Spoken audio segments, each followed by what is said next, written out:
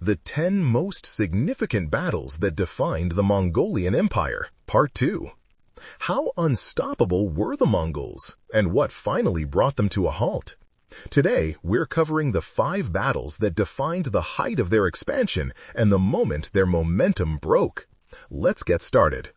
Battle 6, the Battle of Mohi, 1241. In northeastern Hungary, near the Szajó River, about 160 kilometers or 100 miles northeast of Budapest, the Mongols launched one of their most devastating European assaults.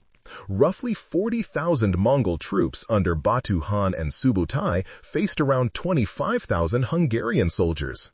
Subutai used feigned retreats, precise timing, and coordinated river crossings to trap the defenders.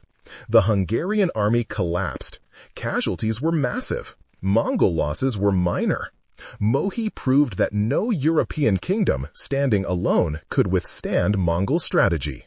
Battle 7, the Battle of Legnica, 1241.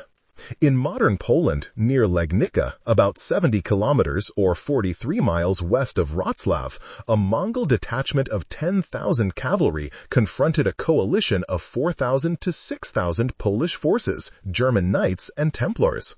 The coalition expected a traditional cavalry fight. Instead, the Mongols used smokescreens, quick flanking movements, and fast archery to dismantle their lines. Most of the coalition was destroyed. Mongol casualties were small. Legnica sent a shockwave across Europe. Elite knights had fallen, and easily, to Mongol tactics. Battle 8, the Siege of Baghdad, 1258.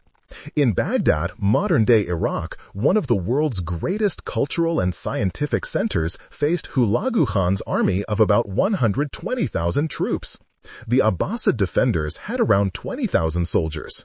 Once the Mongols breached the walls, the city fell rapidly. Tens of thousands died as libraries and institutions burned. The fall of Baghdad ended a 500-year dynasty and reshaped Middle Eastern history. Battle 9, the Siege of Xiangyang, 1267 to 1263. In Hubei province in modern China, about 250 kilometers or 155 miles north of Wuhan, Xiangyang guarded the gateway to the southern Song dynasty. Around 70,000 Mongol troops faced roughly 50,000 defenders. The stalemate lasted years. Then the Mongols introduced powerful counterweight trebuchets built by engineers from the Middle East. Once the walls shattered, the Song defenses crumbled. Kublai Khan soon unified China under the Yuan dynasty. Xiangyang opened the door for Mongol rule over all of China.